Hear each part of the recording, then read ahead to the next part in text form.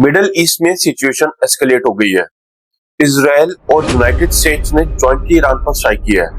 United States and Israel have launched airstrikes across Iran. ऐसे में global markets का पहला रिएक्शन होता है रिस्क ऑफ का।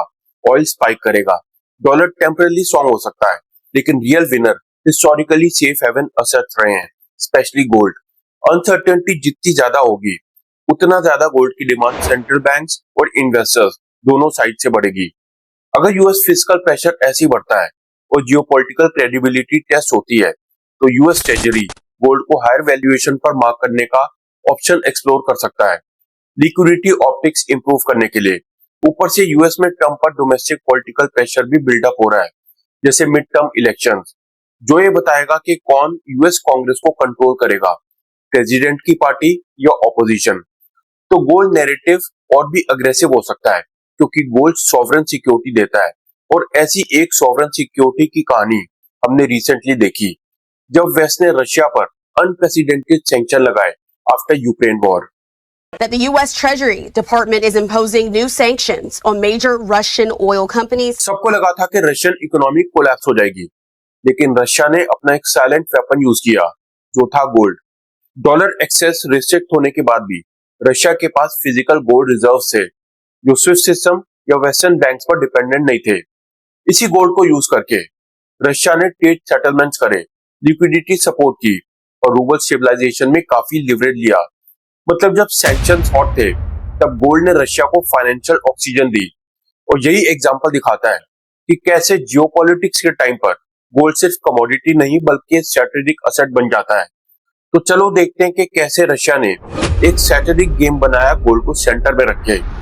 24 फरवरी 2022 रशियन टैंक्स यूक्रेन के बॉर्डर क्रॉस करते हैं, मिसाइल्स गिरते हैं कीव पे और पूरी दुनिया टीवी के सामने बैठ जाती है हॉरर में। यूनाइटेड नेशंस में इमरजेंसी सेशन बुलाया जाता है, जिसमें 193 मेंबर स्टेट्स में से 141 मेंबर्स रशिया को कंडेम करते हैं।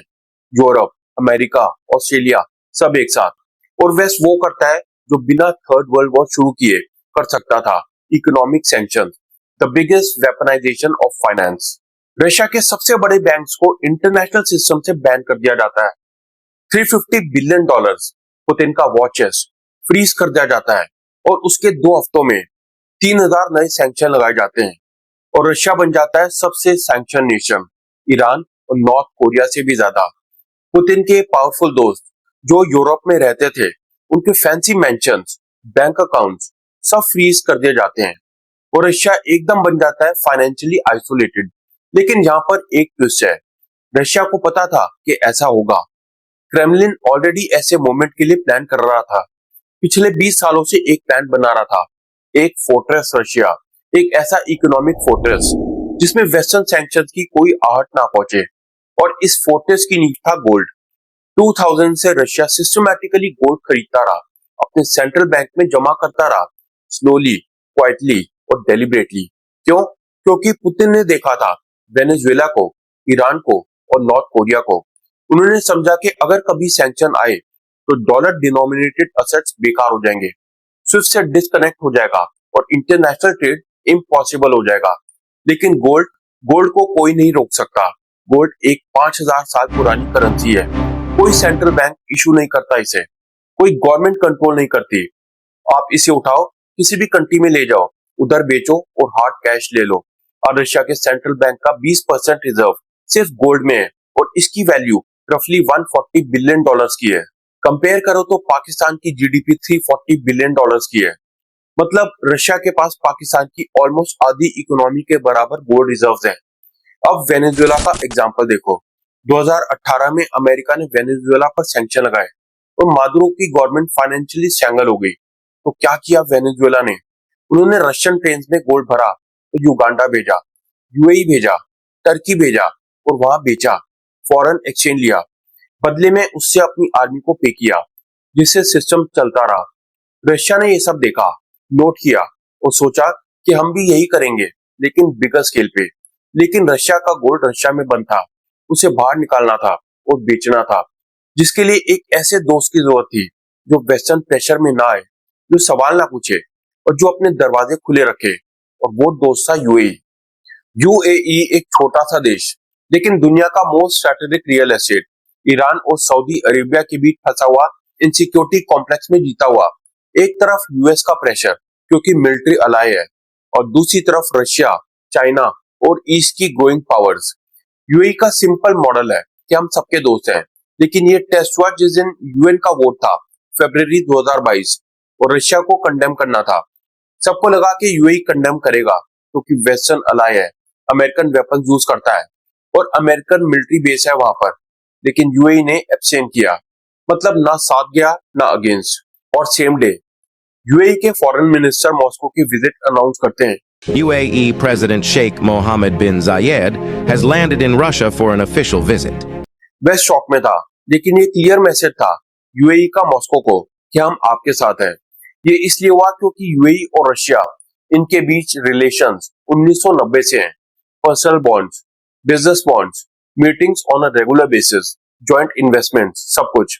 इस टाइम यूएई के जो डेप्यूटी पीएम थे मंसूर बिन जायद, वो personally Russian high net worth individuals को इनवाइट कर रहे थे कि यहाँ आओ, अपना पैसा लाओ, हम मैनेज कर लेंगे, प्रॉपर्टी में डालो, कोई नहीं पूछेगा।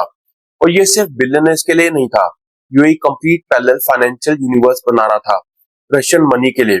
और इस यूनिवर्स में सबसे इंपॉर्टेंट चीज थी गोल्ड। और इधर आता है दुबई का गोल्ड शू, टूरिस्ट के लिए एक dream destination with thousands of glittering jewellery shops. लेकिन यहाँ पर एक सीक्रेट है जो टूरिस्ट ब्रोशर्स में नहीं आता। दुनिया का 40% गोल्ड ट्रेड यहाँ से गुजरता है, और इस गोल्ड का ओरिजिन मोस्टली अननोन, अनट्रेसेबल है, क्योंकि गोल्ड जब 99.99% प्योर हो जाता है, जो कि एक स्टैंडर्ड है, तो दुनिया की कोई भी टेक्नोलॉजी ये नहीं बता सकती कि ये कहां से आया, कौन सी माइन से निकला और कौन से देश से था। एक बार रिफाइन हुआ तो गोल्ड गोल्ड है, क्लीन, शाइनी और इनोसेंट। दोस्तों, गोल्ड कंट्रीज, इंस्टीट्यूशंस और इंडिविजुअल इन्वेस्टर्स सबको एक ऐसा कॉन्फिडेंस देता है जो आज की अनसर्टेनिटी वाली दुनिया में पेपर, करेंसी या करंट मॉनेटरी सिस्टम दे नहीं सकते। ये सब समझ रहे हैं, और गोल्ड की जो इंपॉर्टेंस है वो आगे आगे और बढ़ेगी, और ये सब रिफ्लेक्ट होगा प्राइसेस में। इसलिए मेजर फाइनेंशियल बैंक जैसे JP Morgan, city bank, UBS सब 2026 एंडिंग में गोल्ड पर बेट लगा रहे हैं कि ये $6,000 पर आउंस तक जाएगा। लॉन्ग टर्म प्रिडिक्शन अब $7,500 पर आउंस की है। अब सवाल यह है कि आप लोग अपने पोर्टफोलियो का कितना प्रपोर्शन गोल्ड में रख रहे हो और कब तक। कमेंट सेक्शन में जरूर बताना। अगर ये वीडियो इंफॉर्मेटिव लगा हो तो इसे लाइक करें, शेयर करें और चैनल को सब्सक्राइब करें।